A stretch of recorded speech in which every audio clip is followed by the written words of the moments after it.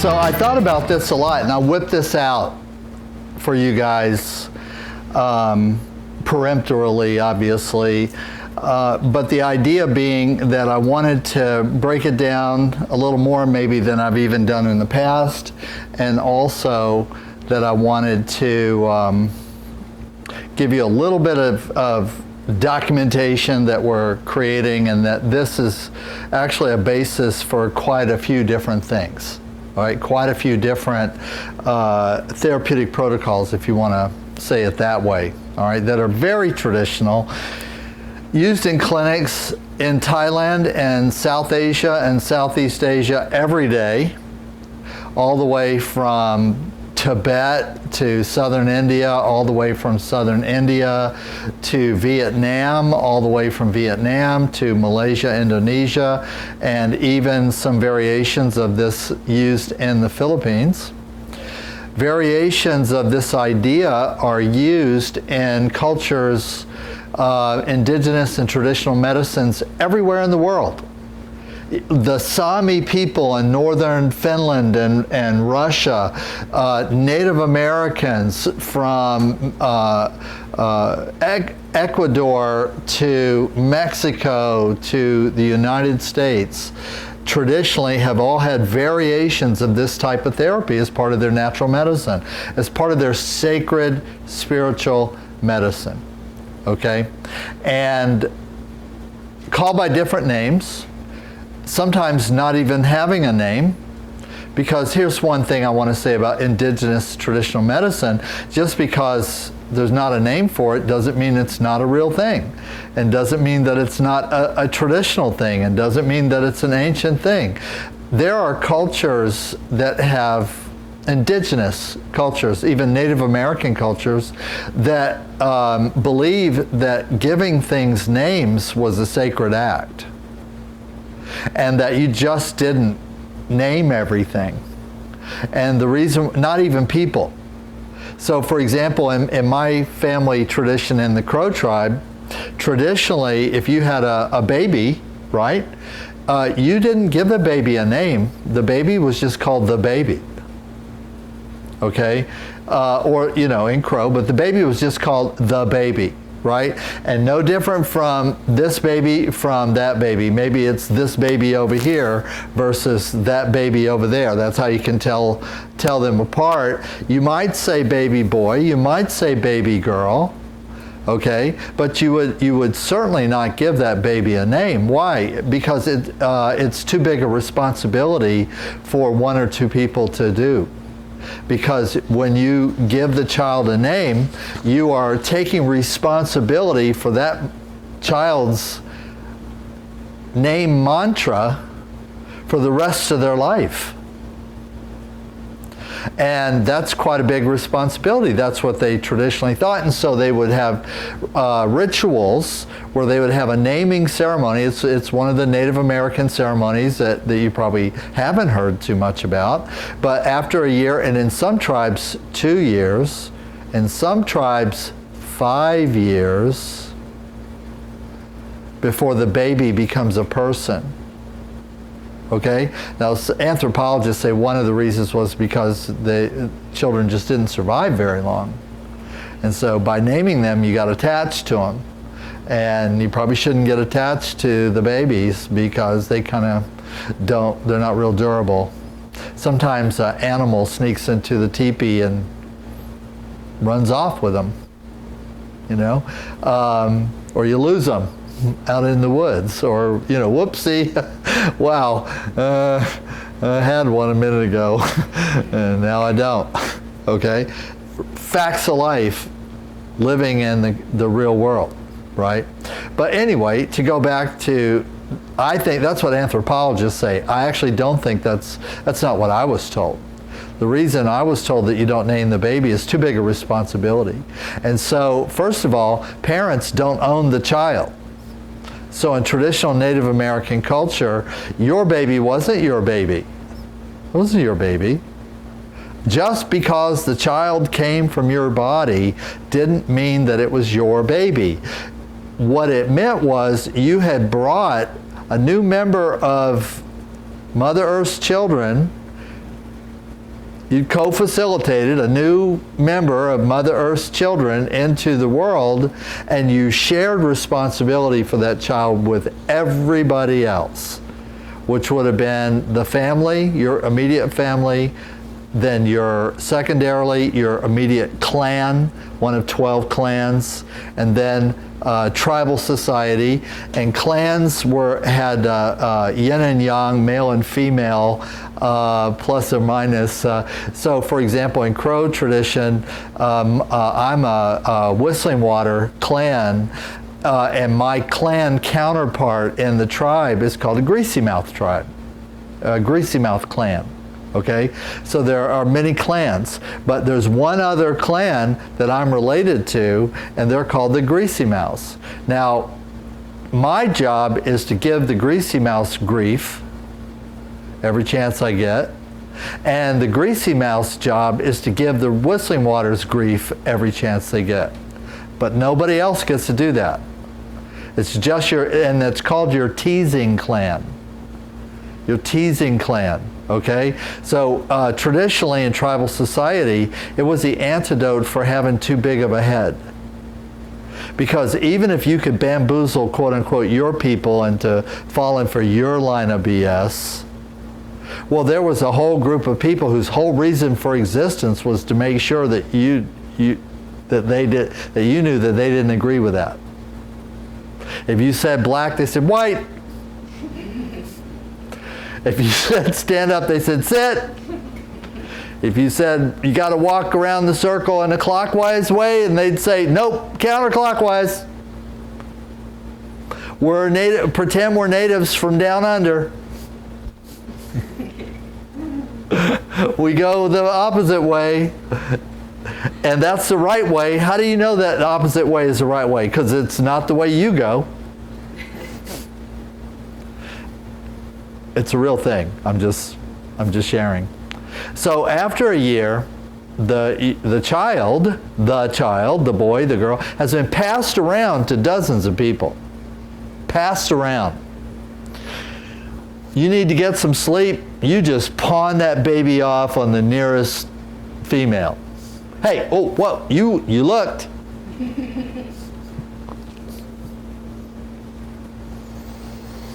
And they would like, oh, okay. If you were sick, you'd hand your kid off to someone else. If you died, well, that was already a thing that people took care of everybody else's kids. So, there was no gap in the care system, right? So by the time this child gets to be around a year old for the Crows, all of your clan know them. And all of your teasing clan knows them, because, in order to really give people grief, you got to stay close. So teasing clan, they always show up for birthdays. They always show up for, certainly they show up for barbecues. Oh my God, if there's free food, your teasing clan's going to be there. And you will reciprocate. You will go eat their food. If they're having a birthday or what, you will just no invitation. You just get a bunch of people in a pickup truck and you haul butt over to their house and you just go in and start helping yourself to the cake. And they can't say anything about it. Or if they do, everybody's like, because it's a legal maneuver. So there's at least two groups of people who've actually spent a lot of time with your baby, and when the year comes up, they get together, and the oldest people, not you, your mother, father, elder, uncle, auntie, the oldest people there get together, and then they chat amongst themselves about who they think the baby is. Who they think the baby is. And then they kick around some different names that appeal to them, and then they kind of vote on it, and then they go and they tell you what they've decided is the name of your child. And then that is the real name. That's the real name. So in the Crow way, my name is not Anthony. I have another name. But I don't share it with people. I don't tell people. The only time I ever even mention it is if I'm in a ceremony or a sweat or something like that, because I want to let Great Spirit know, that who's talking. Okay? With my real name. So I'll say my real name. My family given real name. Okay? And so naming things is a white people convention. Having a name for everything. That's something white people do. That's something that was taken on, I guess, by the Western culture scientists, biologists, biologists especially, right around the turn of the century, where they started having these projects, which was the name game, where biologists would go out into some new place of nature, and then they would just literally name everything that they ran across that they didn't recognize, that they didn't think already had a name. Now, what was really funny about all this, of course, was that a lot of the places where the anthropologists and the biologists went were full of people who already knew what everything was. And they didn't ask them, what do you call this? Because they didn't care. Because they used the Western, Latin, and or whatever other country conventions they were, and mostly they really liked to name things after themselves. In fact, that was a thing, In other words, in fact, I think it still is a thing. The more things that you can name after yourself, the more potent your sperm is, I guess. That's what I'm saying.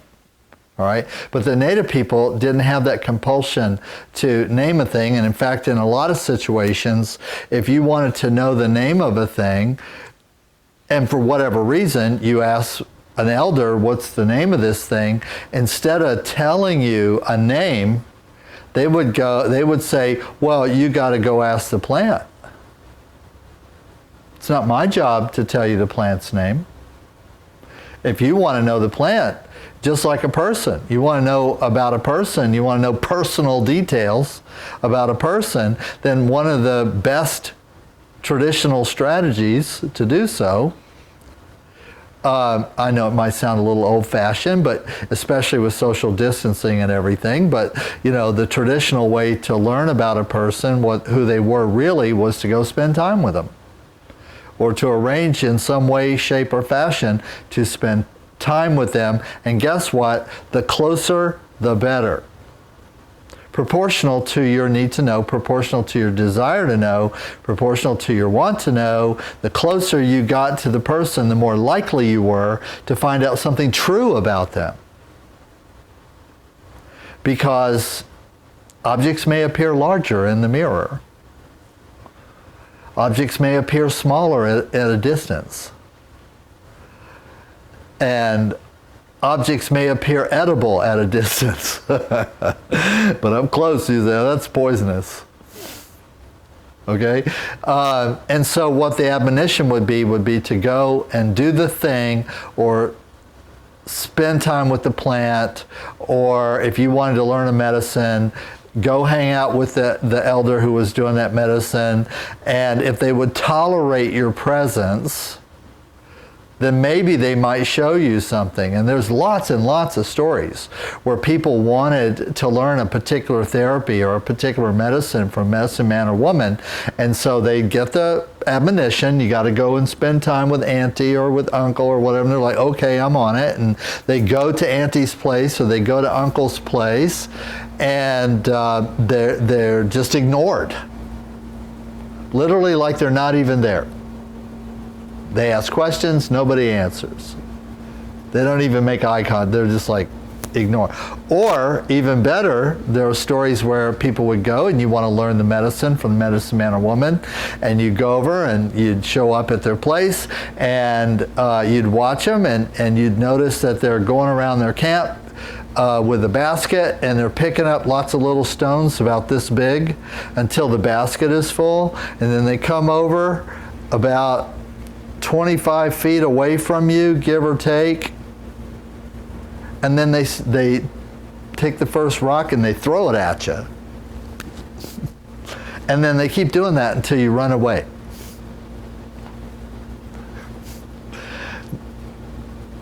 You know, they already know, they know the game, you know, so it's like, oh my God. There was a young person in my yard. Got to get some rocks, maybe a slingshot, you know. It's like discovering a squirrel in your melon patch. Okay? And so they would throw rocks or sticks at you until you went away. Maybe they might yell at you and call you names. Right? Because you were too close to start. You didn't even have permission to be that close. So maybe they throw rocks at you and then you back off until they can't hit you with a rock anymore. And so now you have to sort of be in that perimeter, and then you have to observe. And then if you're smart, because you've been paying attention as you grew up, and you realize that there's a cost for everything, there's a trade or barter or exchange for everything that's valuable, and it's not necessarily up to the person you're trying to get some with to tell you what that is. That what you have to do is stay close enough to them to discern what they need, and then try to find a way to do that without getting hit in the head with a rock. Which is another way of saying help without getting in the way. You follow me? And then if you survive this, eventually they might actually give you a task. Okay, I need some water. Go get some water. Don't do anything else. Just water. You know, simple tasks, simple what, and then they would begin to communicate, and then this begins to build a relationship. You know who they are, what they're up to. They learn about how you react in different environments, and how you react when somebody tells you no, and how you react when you're not happy or comfortable or hungry or whatever, and they get to discern your character, and then they can make an informed decision whether they believe that their medicine, which of course to them is the most valuable thing in the world, that they're going to share it with you.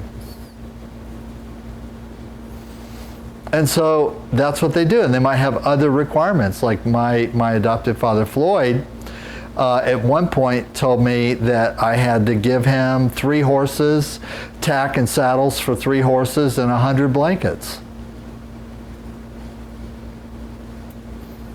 That's the next step. I'm like, what's the next step? He's like, okay, I need 3 horses. I need saddles and tack. That's bridles and so on. Saddles and tack for 3 horses. 3 horses, and they gotta be good horses. Okay, and blankets for 100 blankets. And that was that. And I couldn't do it that year. So I went away and I saved up money, and I came back a year later, and I bought 3 quarter horses for $3,000 a piece.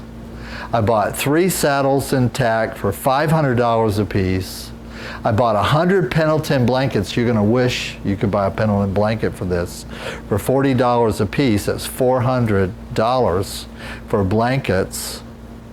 And then I gave him, and then we had a barbecue and invited all the friends and family over, and I gave him the horses, and I gave him the tack, and I gave him the blankets, which he then promptly gave everything away to somebody else, right on the spot. He didn't keep anything. He didn't tell me he was going to give it all away. He made me hand out the blankets. He made me walk the lead over and give the horses to the 3 elders who were his brothers and a cousin, I guess. Okay. And then there wasn't like, you know, in fact, the aftermath of that was just like, okay, see you tomorrow. See you tomorrow morning. So I go over there the next day for, you know, my advanced class. And he goes, how much gas do you have in your truck? I go, well, I mean, you know, I'm on the res, so I always try to keep a kind of a full tank. He's like, good, let's go. I'm like, go? Where are we going? I'll let you know when we get there. head for town.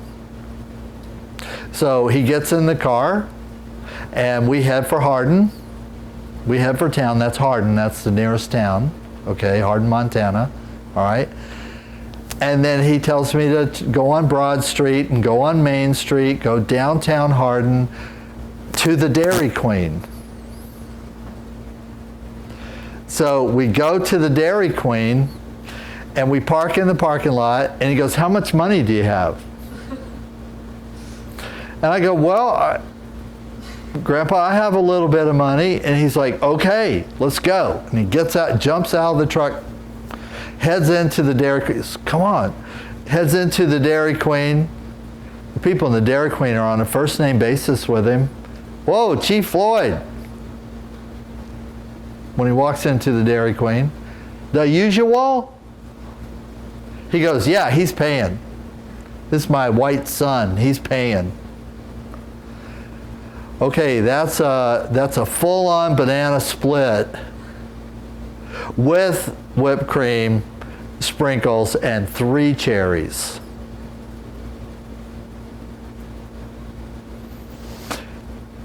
So that's what they give him. I didn't order anything. I didn't want it. It was like 9 o'clock. It's 10 o'clock in the morning. I don't eat banana splits at 10 o'clock in the morning. So we sat there, and he just wolfed that banana split down like it was the first, last, and onlyest banana split in the whole world.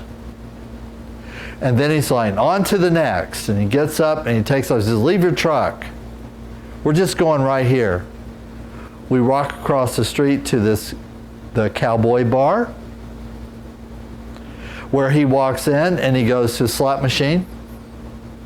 He goes,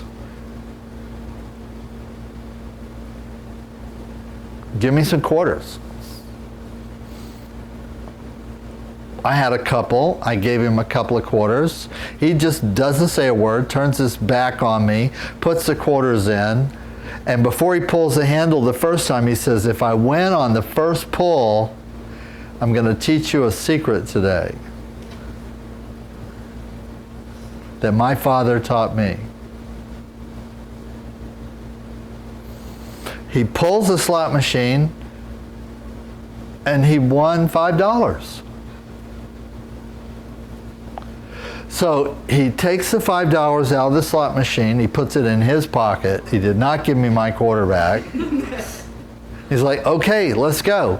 And we drove right back to his house. And then when we got to his house, he had me crawl up into the crawl space or attic in his little house, his BIA Department of the Interior matchbox house. They're all the same on all the reservations. Once you've seen one, you know what they all look like, right? And bring down a garbage bag and some other stuff, and brought it down. And inside was a bear skin, and inside, rolled up in the bear skin, was a stick and a pipe and a medicine bag. And he had me drag that outside in the front yard on the roadside, not in the backyard where it's more private, but on the front yard, because that's where the only tree was that's anywhere near the house. Lay it out in the shade, and then he gave me, quote unquote, the Medicine Tales first lesson on using a stick in a pipe ceremony. And that's how my day went. Okay? So the stick was interesting. Okay? Now the stick that he had in his medicine bundle was really what it was like an arrow without feathers. Okay? And it didn't have like a point on the end like an arrowhead or anything like that. I mean, it was about the same length and about the same diameter and not big. And the way that the stick was used was it was used to gather energy in the air. That you whipped it, that you held it in your hand and you went like this, and you whipped it around in a circle and then you tap the pipe. You know, it was technique. That was a technique. He explained that if you had an injury or a sore part of the body, that you could, with the pipe just there, okay, not using the pipe, just the pipe's there, that you touch you touch the stem of the pipe with the stick, and then if there was a person laying on the bear hide, which wasn't a whole bear skin, you know, or above, it was not bear, yeah, it was bear. It wasn't like the whole skin of a bear, it was just like that size. Piece of, with the fur on it, about that size, black bear, okay? So your client would lay on the bear skin, and you had your pipe here, and then you had your stick, and the stick had rings carved on it. It was decorated. And so you would gather the energy, touch the pipe, gather the energy, touch whatever part of the client was ill, or injured, or broken, or infected. And then you do this back and forth. And that was a treatment taught to him by his grandfather, who was a guy named Medicine Eagle, who's actually in the history books. Medicine Eagle was the chief scout for General Custer. Medicine Eagle is the person who told General Custer not to attack the village, the Sioux village, that if he did, they would all die. And when Custer said he was going to do it anyway, he's a general, and I got a machine gun and horses and repeating rifles, and you know, it's not going to be a problem to kill these people. Medicine Tail said, well, if you do that, you're going to die. Everybody's going to die. So since we know that everyone's going to die, and we've been your guides for about 5 years, and we've done really good service with the Army and for you, and we've gotten you out of many a jam, we're asking your permission to cut us loose.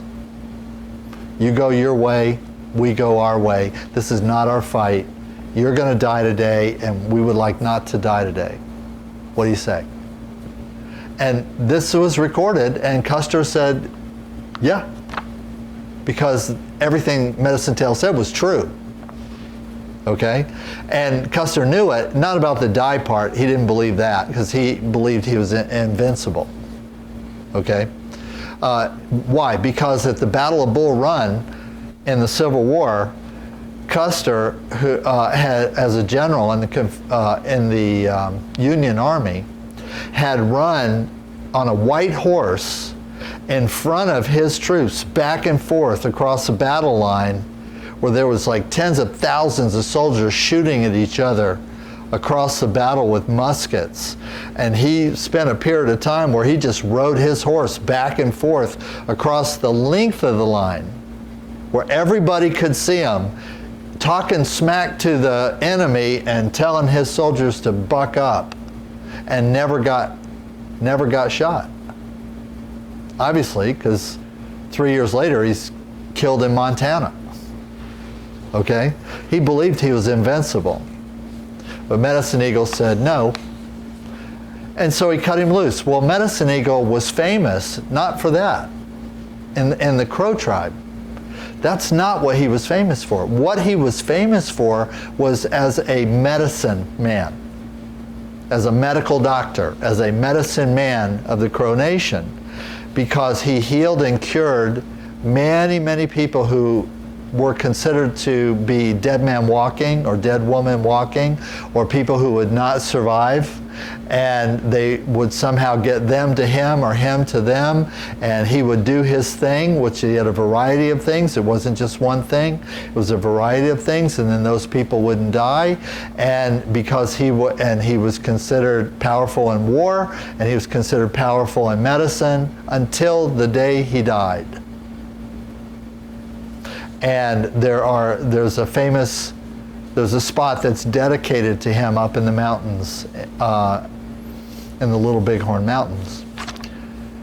That was Floyd's grandfather, okay?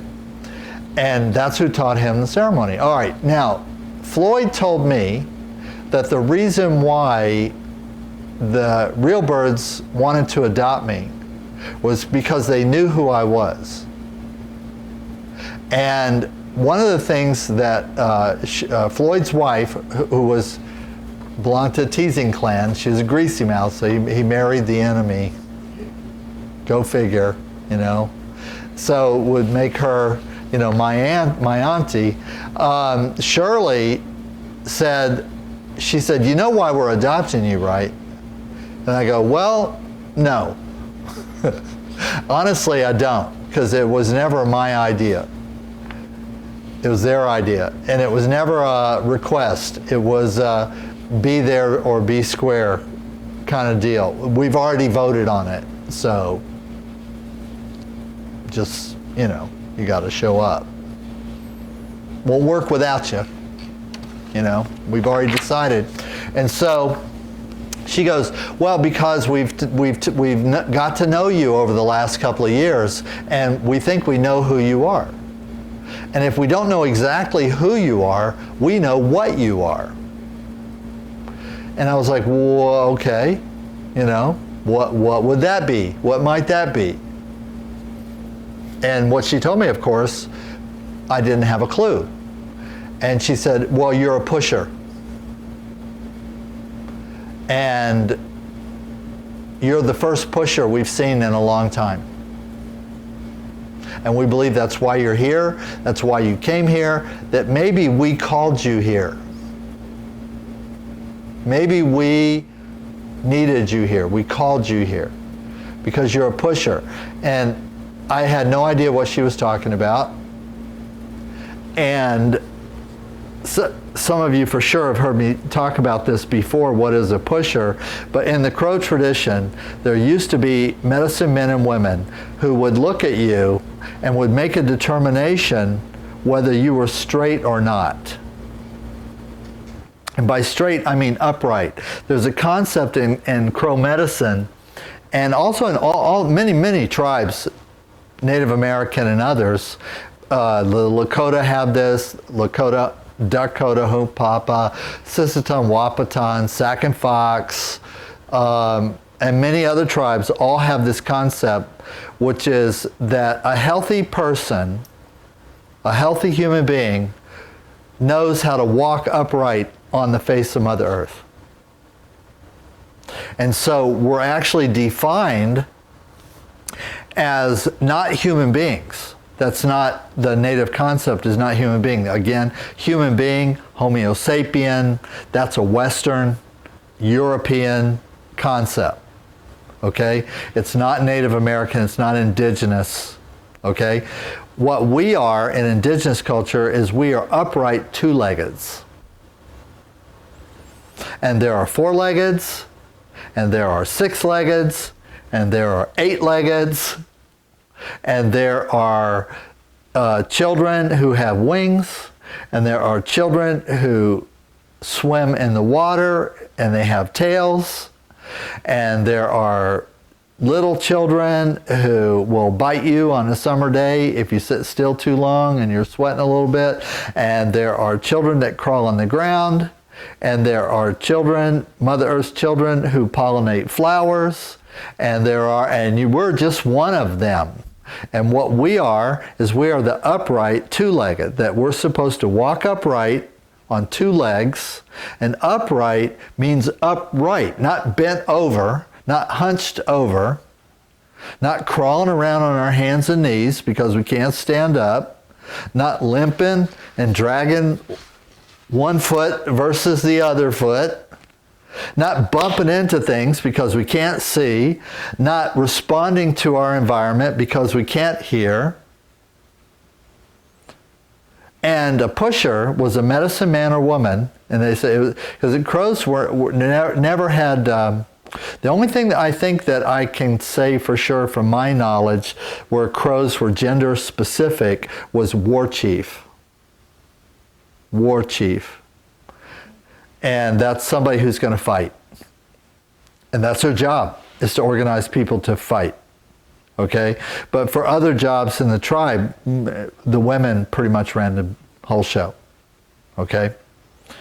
So this is one area where they weren't gender equal. Okay? If you go to Crow and you see that Crow guys are really big and Crow women are not, you'll kind of get that that makes sense. Because Crow men are usually head and shoulders taller than Crow women and maybe 50 or 80 pounds heavier. Normally. There's some exception to that, certainly since there's obesity and diabetes now. All right, so what the pushers did is they looked at you and they made this determination: are you upright? You know, you're listing a little bit to starboard, or port, or bow, or stern. You're crooked. You know, it's like your knees are going one way and your hips going another way and your shoulders are going another way and your head's going another way. And it's like when I look at you, I can't tell if you're coming or going. See, that's not honest. That's not honest. I should be able to look at you and tell if you're coming or going. I should be able to look at you and tell if you're a long time or short time on this world. Just by looking at you. And so people would have accidents and injuries and all the things that people have now.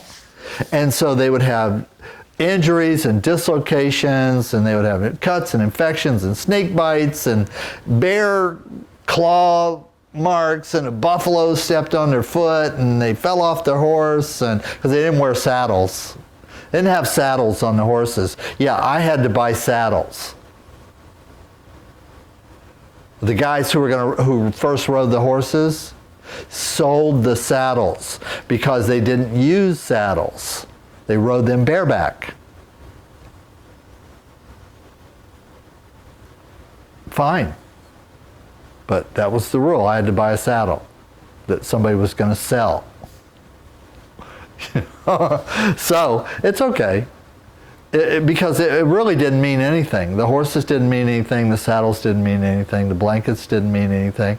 It was just like put up or shut up. You know, it was just that kind of a thing. And tribal people do that kind of thing from time to time. They don't just let you walk in, take all their goodies, and walk out and act like they don't notice, or they were hoping that you would do so, and they're privileged that you took all their goodies. And, you know, it's not actually how it works in tribal society. Okay? So the pusher would look at you, and then the pusher's medicine was to push or pull you until you were upright. Real simple. So simple. What's not upright needs to be upright. What's not straight needs to be straighter. Straighter. You know, it's not not an objective standard, it's a subjective standard. Okay? And then the means or the tools to do this pushing or pulling had great variety. In other words, it could be physically, literally getting a hold of someone and push here and pull there to make it straighter. Okay? It could be hard or soft, fast or slow. It could be accompanied with herbs and medicaments. The herbs and medicaments could be anything from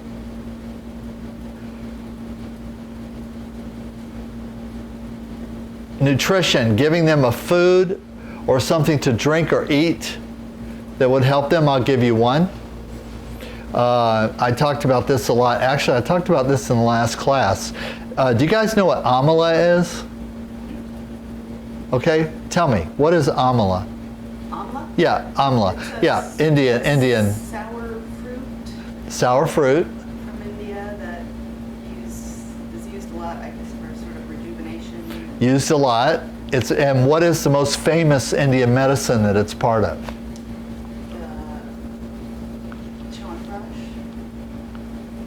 Trifala. Tri meaning three. Okay? So it's a fruit. Okay? Amla's a fruit. Amla's Vedic qualities, okay, do you know what those are? Do you know? Of amla? Yeah. No. it balances all the doshas at the same time, vata, pitta, and kapha. It's balancing for all the doshas equally. And what that means in practical terms is, if one of your doshas is out of balance, it will emphasize the one that's out of balance more than the others, but you don't even have to know which one it is. You don't have to know if you're vata imbalance or kapha imbalance or pitta imbalance. All you have to do is suspect that one of the doshas is out of balance, and then you eat the amla, or you put it into a medicine like triphala, or you dry it and make it into a powder and add it into 1,000 other remedies. But the reason it's there is that it balances all the doshas, which is considered to be a complete medicine. It's one fruit that's considered to be a perfect medicine. Okay? It grows in India. Okay. Well, guess what? The amala, there is an amala on every continent. There is a fruit, a berry, that has all the same qualities of amla that grows on every continent. So every native people have always had access to a medicine that would do the equivalent of dosha balancing as part of their medicine. And so, for example, in Crow medicine, that fruit is called chokecherry. Chokecherry. And honestly, it is a bitter fruit. It's like bittersweet. Like you might think a rose hip is bittersweet, but more bitter than sweet. But rose hips, when they're really ripe, you actually can get a little sweetness on the back of the tartness. Okay, so chokecherries at just the right time can be very sweet, but the rest of the time, until that day, that weekend, okay, which is coming up, by the way. It'll be like next week when the chokecherries are ripest, okay? And it gets a little sweet, but it's bittersweet, okay? Well, it's also super high in vitamin C. It's super high in antioxidants, free radical scavengers. It's super high in catechins. It's super high in many nutritious things.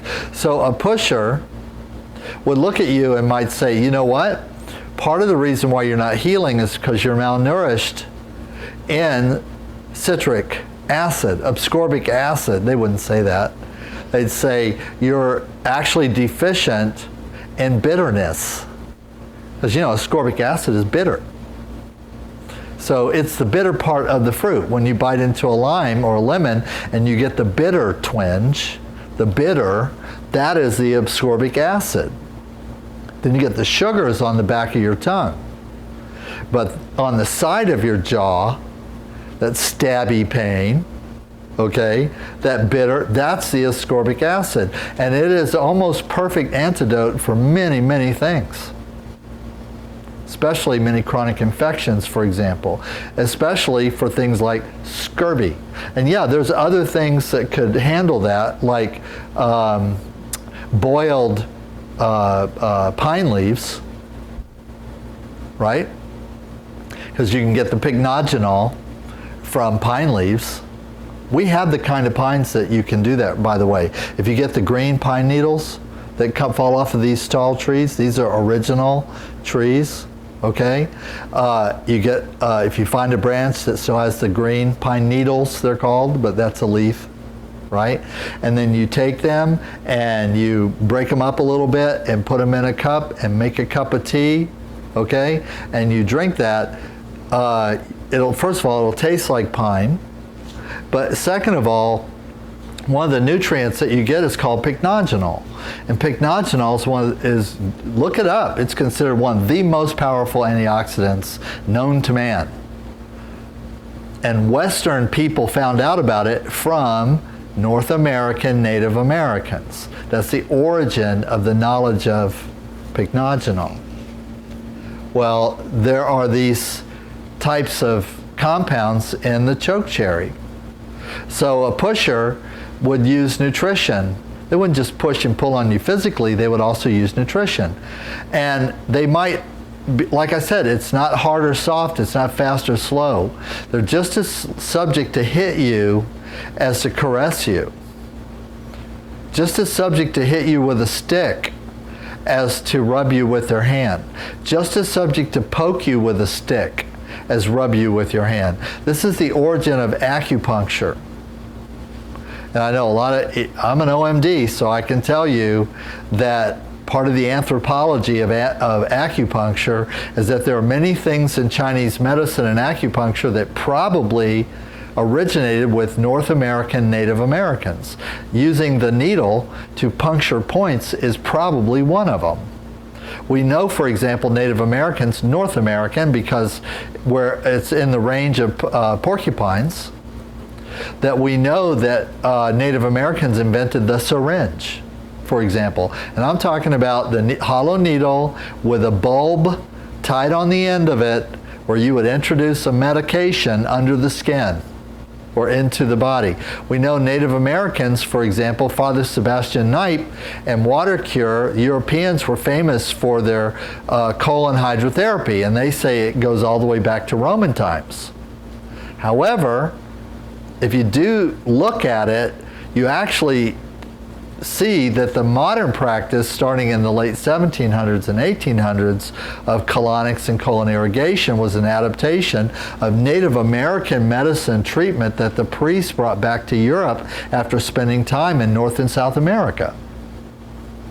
For example, one of the top 10 most important Chinese herbs, and there's 40,000 herbs in the Chinese pharmacopoeia, is ginseng. All ginseng in the world comes from North America.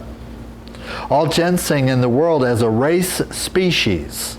The ultimate origin, as far back as you can trace the plant being recognized as the plant botanically, goes back to West Virginia, Michigan, and Kentucky, parts of North Carolina, parts of Tennessee, parts, in other words, Appalachia.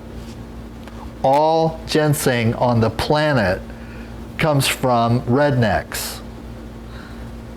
Rednecks are just the descendants of escaped Native Americans who didn't go on the Trail of Tears and who hid out in coal mines.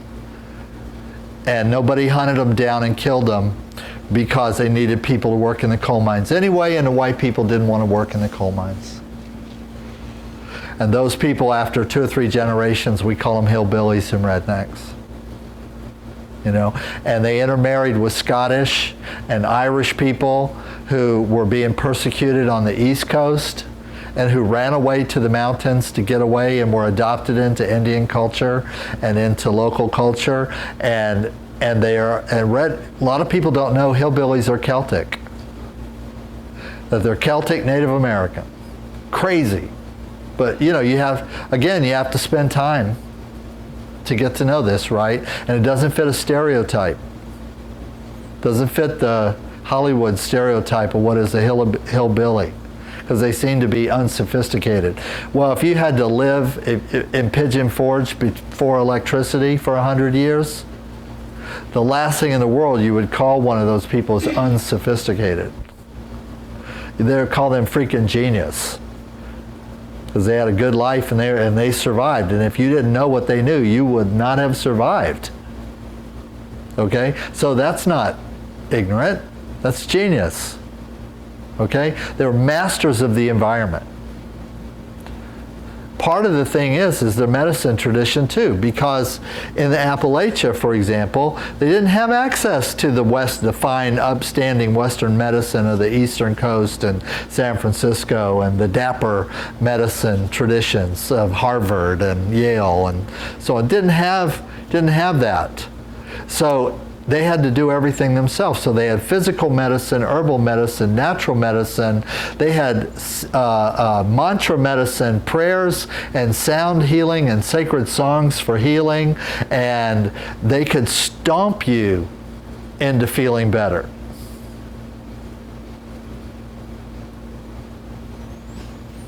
They did. And they danced and they sang and they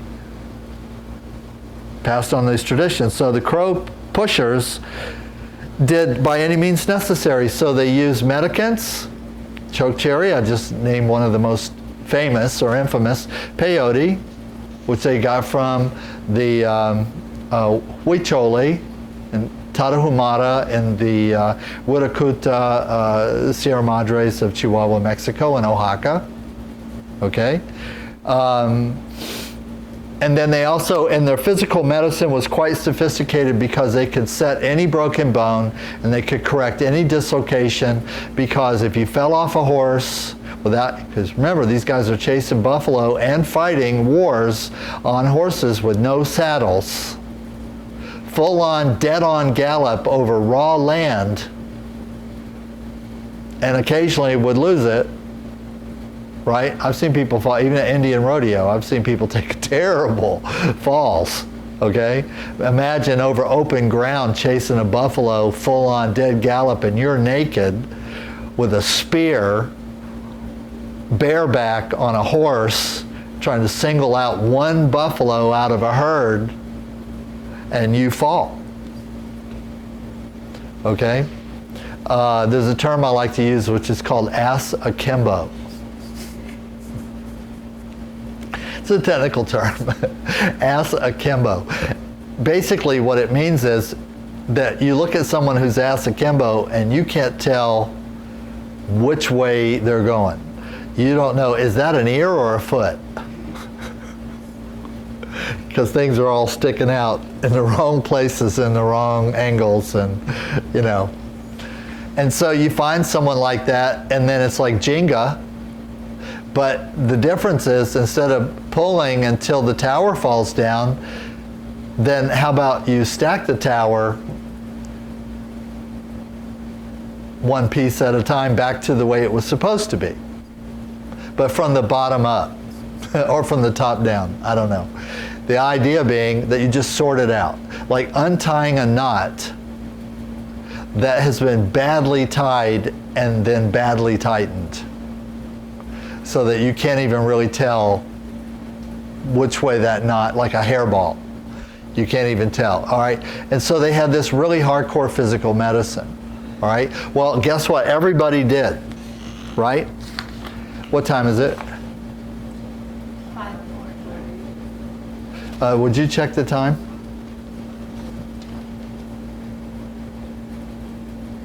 36:55. So we got, what, about? 35 minutes. Good. All right, I'll keep going for a few more minutes. So, slapping, tapping, Paida Tok Sen, Taylor, or in Thai, Dit Dha, and in Mandarin Chinese, Tit Tar. So a third of the population in Thailand is ethnic Chinese. And they're Yawarat Talat is Chinatown in Bangkok. Is one of my most favorite places to go in all of Bangkok, is Yawarat. And if we're ever able to go back to Thailand again, which doesn't look like it's going to happen this year, because the Thai government won't let us, okay? It would be one of the first places that I would go, okay? And the Thais who live in that part of Bangkok, and actually far, far away from there, but they go to Chinese pharmacies. They go to, for acupuncture, acupressure, Tui Na. They go for Chinese therapies of all kinds. They go to Chinese medicine restaurants that sell shark fin and swallow's nest and mushrooms, soup to die for. They go for dumplings and dim sum and sticky buns and char siu bao and hot gao and char siu bao and so on and so forth. And it's all about health and medicine. So the Chinese scheme of restaurants in Chinatown and in China is, here Chinese restaurants are nondescript, kind of generic. In fact, it's like most Chinese restaurants in the US sell the same 10 things. Pretty much. General Tso's chicken, Mongolian beef, egg foo young, you know what I'm saying, right? Okay. It's not like that in Chinatown. Okay? Restaurants are for medicine. And so there are restaurants that cater to people with cancer. The whole menu is for people with cancer. The soups have Chinese medicine herbs in them. They're bitter and they taste like Chinese medicine, but it tastes better than Chinese medicine, because the reason why you go to the Chinese medicine restaurant is because their medicine tastes better than what the pharmacy gives you. Like a lot better, okay? The Montserrat vegetarian restaurants are for Buddhist, vegan, Chinese people who want to eat an ethical diet, and that's why everything is vegetarian, and the mock duck and everything is like 1,000 ways to make not tofu but mushrooms, because it's medicinal. 1,000 ways to make mushrooms into everything that you like to eat. Okay?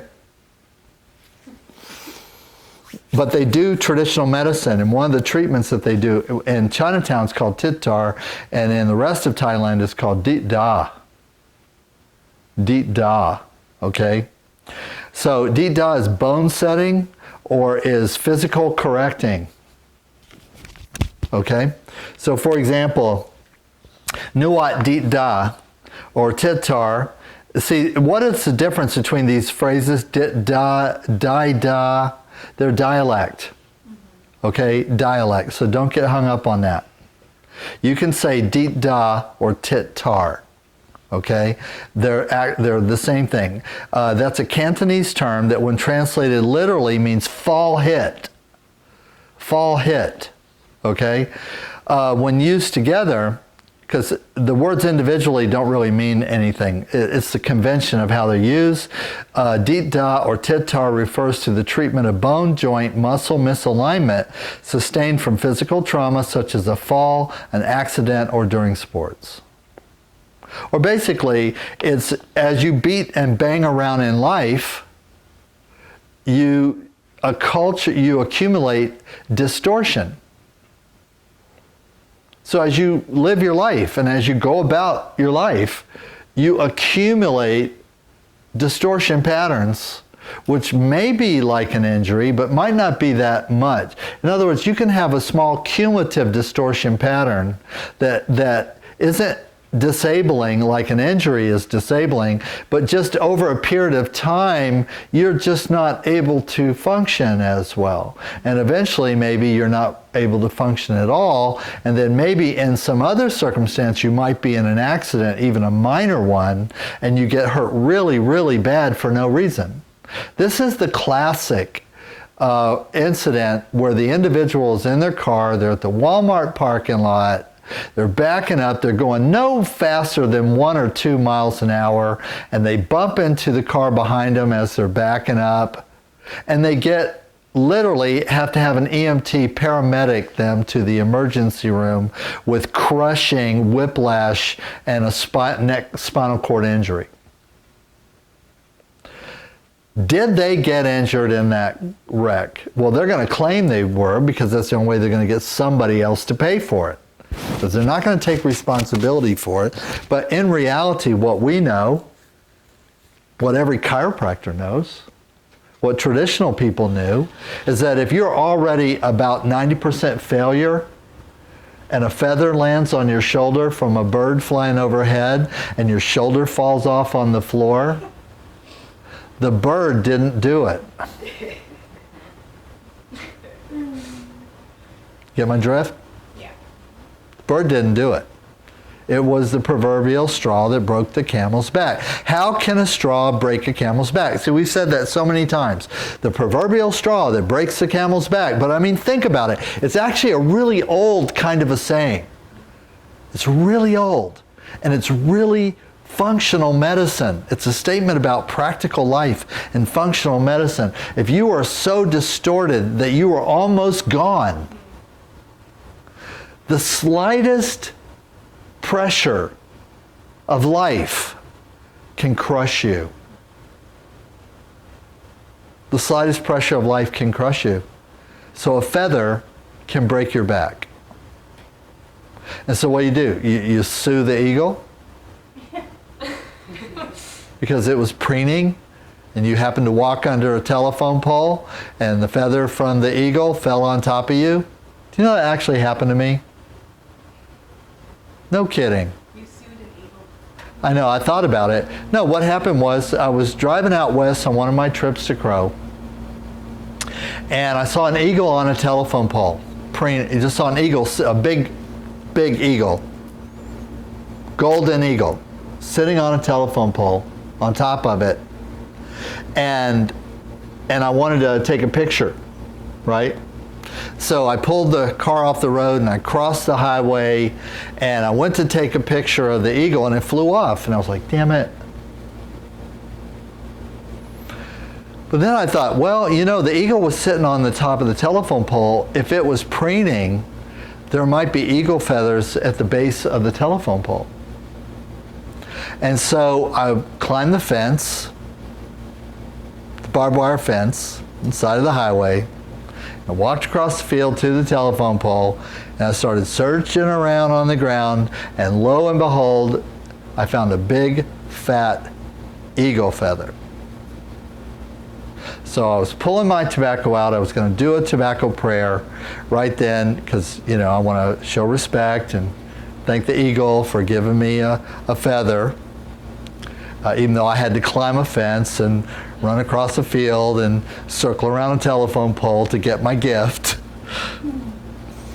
When I heard this god-awful, horrible screeching sound, and I'm like looking around and I couldn't tell, I mean, oh my God, it was loud and it was something. And I could not tell where it was from.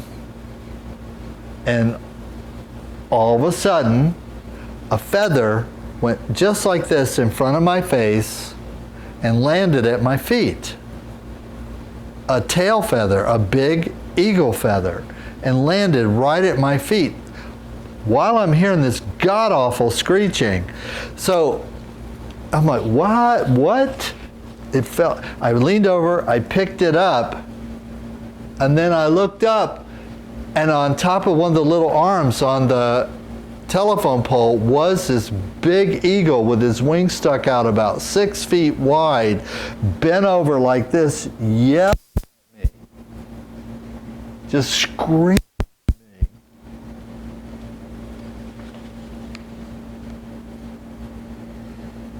So I put the feather down, back where I found it.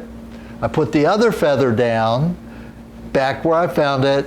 I said, I'm sorry. Don't be mad at me. Don't kill me. 6 foot wide is at least. And I beat feet out of the field, and he squawked at me till I hit the fence. And then he just kind of, Wow. as you were. Well, oh my God, what if that feather had landed on my head? Because I wasn't right. I wasn't together. I wasn't on top of my life game. I was going out for some adventure, but you know, who knows what was in my mind at the time. Really, it wasn't particularly sacred. It wasn't particularly, you know, and you know, I think it was right after my divorce at that time, and a lot of things were really upside down in my life, and I sometimes wonder if that feather had not just narrowly missed me as it went to the ground. If it had landed on top of my head, it probably just would have broke me in half. So the crows say, you look at someone and you can see that. And sometimes you can see it a block away. I've been in the mall or in a parking lot or at Walmart. I have a lot of Walmart stories. Again, Walmart is one of the best places in the world to watch people, you know. And I've seen people from one end of the store to the other on a long aisle, and I could tell that person was not well by how they stand and by how they walk. I'm at least a couple of 100 feet away, whatever's the longest length of distance in a super super center, and I could see someone all the way over down that way, clearly not right, clearly not healthy, clearly having physical issues, structural issues, and probably all the other things that go with those, nutritional, emotional. So pushers also counseled people with ceremony. Pushers did detox and led detox ceremonies we call sweats. They do built sweats for people. Pushers would tell people what to eat and what not to eat, when to sleep and when not to sleep. Pushers would sometimes dictate rules about relationships. You need to break up with so-and-so, you need to be with this person. Because part of the reason why you're not right is because you spend too much time with it. Yeah, I know it's your husband or your wife. Blah, blah, blah. The reason you're not well is because you spend too much time with them. So you got to get away from them. Okay? And so they would give relationship advice and counseling. They would do emotional counseling. They would do life skills and training, because part of the reason why you're not right is because you're an idiot. And so if I want to help you to not be so freaking messed up where you keep injuring yourself. See? What do you do with someone who keeps injuring themselves? There's something about how they're living that they're not doing right. They're making some fundamental mistakes. There's something they're not seeing. Like if you stub your toe on the coffee table every day, like the first day, I get it. I've done it. I've even broken toes before on a coffee table. Literally broke a bone walking across the living room and caught the end of a coffee table. Okay? One time on that table. Never again. Now I climb over the couch to get around the coffee table because that sucker's mean. Okay? But the point of it is, if you were then to stub your toe on the coffee table every day, there's something wrong with you. There's a reason. You're not seeing something. There's something why your situational awareness and being aware of your environment, if you cut your finger every time you cook, or every time you try to prepare food for yourself, you cut your finger every time. Or you stub your toe every time you walk around the car. Or you have a little fender bender in your car every time you get in one. Or you get into a fight with every person you ever get into a relationship with. Or, in other words, these are patterns, and these patterns indicate areas of needing attention. Let me say it that way. That sounds better than you're just an idiot. Although that's what I was taught. Okay? And so the pusher had to push and pull you. Push means sometimes hard correction, like stop doing that. Stop it. You know when you get drunk, how you fall off of things and get hurt? You fall off your horse every time you get drunk. The horse is not, you don't need a better horse. The problem is not the horse. The problem is you're drinking. You have to stop. Okay? Well, I can't stop. Okay, well then we're going to do, drinking is demonic. All traditional people believe drinking is demonic. Alcoholism, addiction is demonic. All traditional people believe that. Okay? And the traditional treatments for it, because alcohol is not new. People have been making alcohol as long as there's people. Okay? The first step in detox for alcoholism is spiritual. And then it may be combined with medicinal, structural. So for example, ayahuasca is a treatment for alcoholism. Is a treatment used to purge alcohol. Traditionally, it's been used for that hundreds of years, maybe thousands, okay? And other drugs. Works for heroin, works for alcohol, works for Prozac, I believe, okay? And so you may be given bitter astringent herbs like peyote will make you vomit. You want to detox right now? Think you need to purge some demons and detox? Well, I can grind up some peyote, mix it with a little mezcal, and give you a pill the size of a pinto bean. And in a few minutes, you're going to start projectile vomiting. okay? And you will vomit till green bile comes out, till your vomitus projecta, your vomitus projecta turns bright green, okay? And then your body will reset because of that stimulation, and you'll start sweating, and you'll feel awful for a little while, and then you'll feel really good after that. And the next day, you'll feel like you're not even in the same body. Okay? Now, if I did that with a physical treatment, like because you have some subluxations, dislocations, your joints are not properly in alignment, and then I also did shock, what we call shock therapy, which is hit you, beat on you, smack you around, that would be a therapeutic protocol. And you might say, smack me around? What?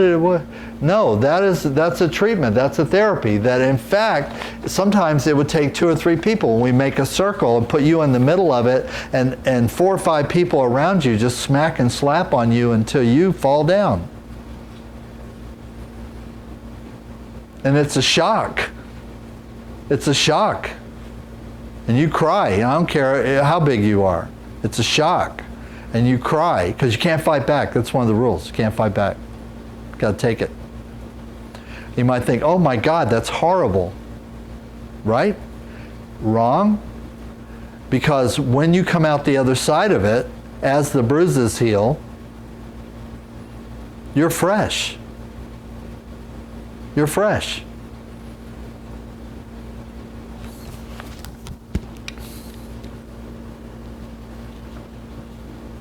When a patient complains about pain in a particular part of his or her body, the physician's main objective is to identify the nature of the problem and to correct it. Well, that sounds good, doesn't it?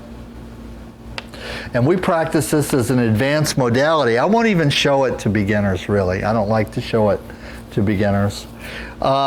Hitting, striking, percussing, slapping, tapping, knocking, beating, banging, and bringing impulse energy to the body parts, energy lines. Tai Sen, Hawaiian Huna chords, Meridian, Hawaiians do this therapy, Samoans do this therapy, Polynesians do this therapy. Huh! It's done in Qigong. It's done in, like I said, it's so widely practiced in various ways.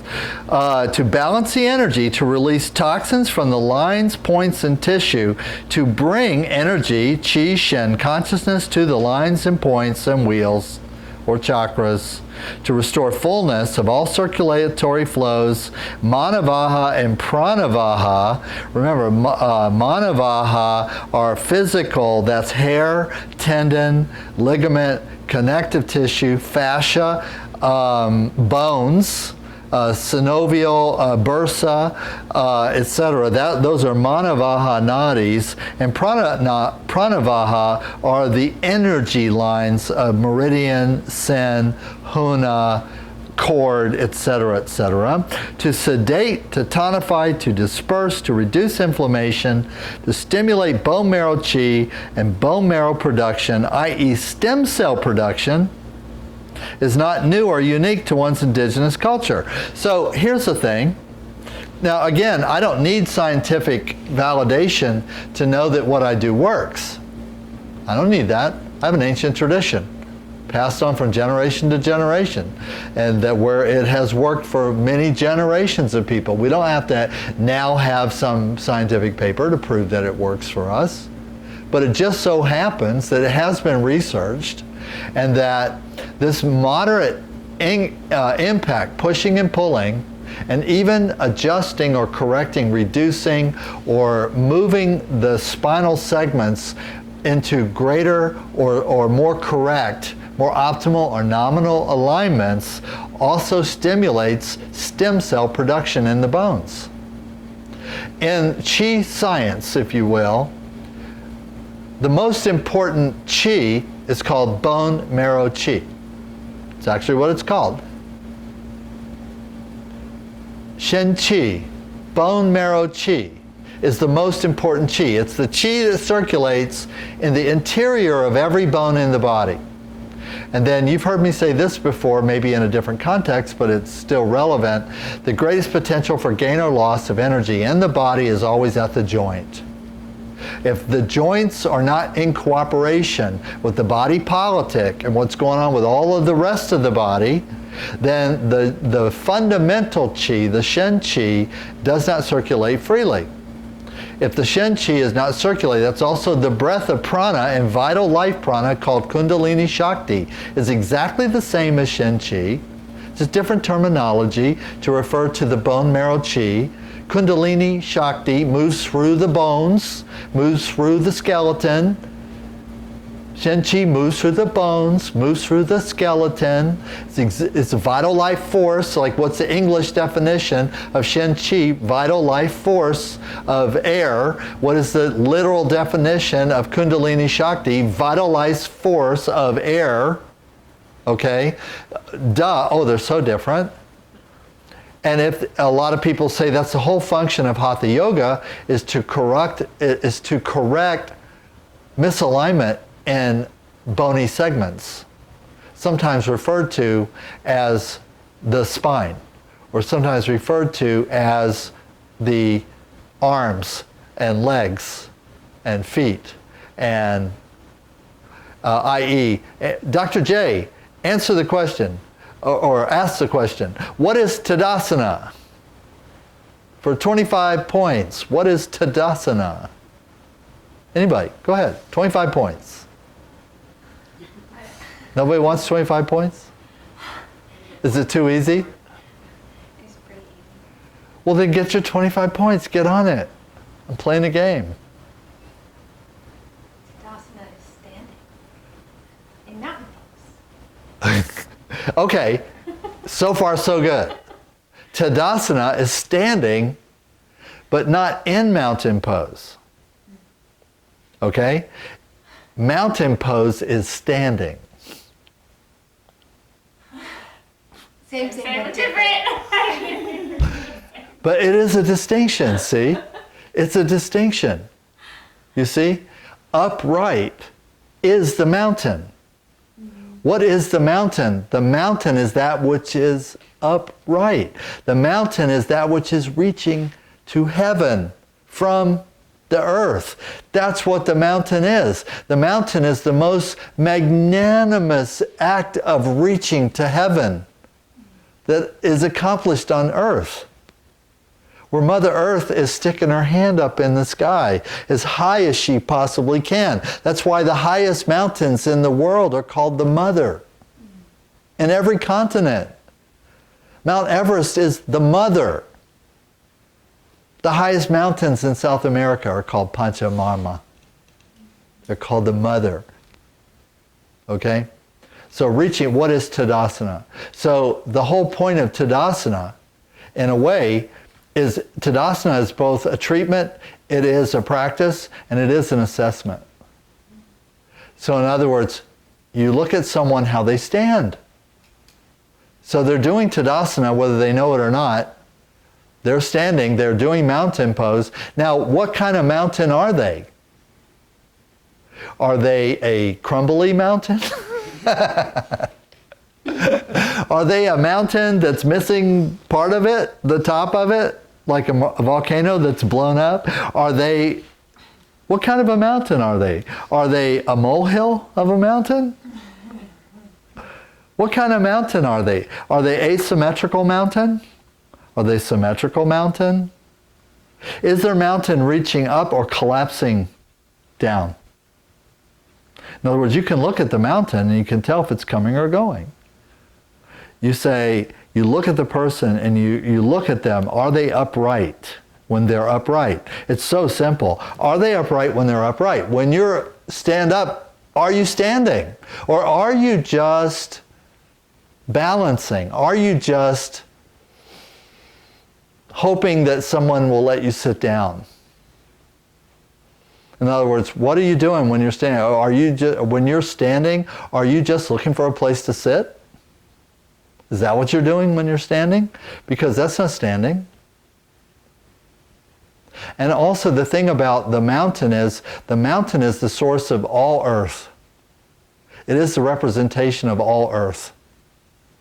It's the source of stability, and it's the source of fecundity.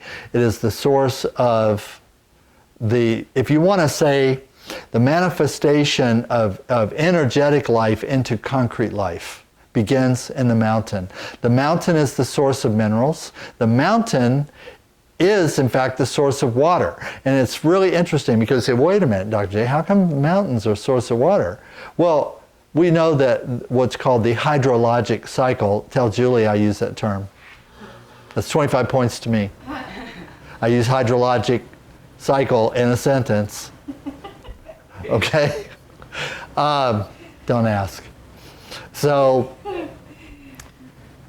when the atmosphere goes over the highest mountains in the world, it interferes with the flow of energy in the atmosphere, big time. It interferes with it so much so that it causes the condensation to occur in the atmosphere. The condensation becomes clouds. The clouds then rain, and then the rain falls down the sides of the opposite side of the mountain and into the lakes and into the oceans. The cycle begins as the air crosses the Himalayas and crosses the Andean mountains. In other words, we have high mountain ranges on both sides, actually on 3 critical points on the planet. There's a triangle of high mountain ranges, and those high mountain ranges originate all weather on the planet that's discernible, and that's where rain comes from. So the rain comes from the mountains. That's why we say in Chinese medicine, the earth is the crucible of water. Part of the way we can determine that there's water in the world is because we have mountains. The origination of rivers, the origination of streams, the origination of all flowing water. Even in oceans, and there are mountain ranges equivalent in the ocean. In fact, the largest mountain in the world is in the Mariner Trench of the Pacific Ocean, and it is thousands of feet deeper than Mount Everest is tall, which I find amazing. I find that's amazing. Okay? And what is that inverted mountain do to the ocean? Well, we think maybe that's the origin of what we call the Gulf Stream. The origin of these great rivers that flow through the oceans, right? And actually there's not more than one, there's really just one. Okay? What else can I say about it? So we look at the person, we try to find what's not right, or we use all of our senses, because sometimes you can't see it. Sometimes the only way you can feel that the energy's not right or not flowing through a body segment correctly is to feel it. And you know, you've already experienced that doing Thai yoga sessions where you tell there's a big difference between one leg and the other, between an upper leg and a lower leg, or between one side of the back and the other side of the back, or between the lower torso and the upper torso, or one side of the neck and one side of the head, or one arm is weaker than the other. You can just feel it. Okay? But then we have another strategy of how to isolate and how to make it better, which is to bring energy, attention, consciousness, breath, and pressure, but we're also going to emphasize a little more the pressure. But just because I pull or push on a person doesn't mean that I'm doing a chiropractic adjustment, for example. I'm not correcting osseous subluxations. I am engendering, I'm co-facilitating, I am supporting the free flow of fundamental chi, Kundalini Shakti or prana, through the bone marrow or through the skeletal segments. Okay? And that's what I'm doing.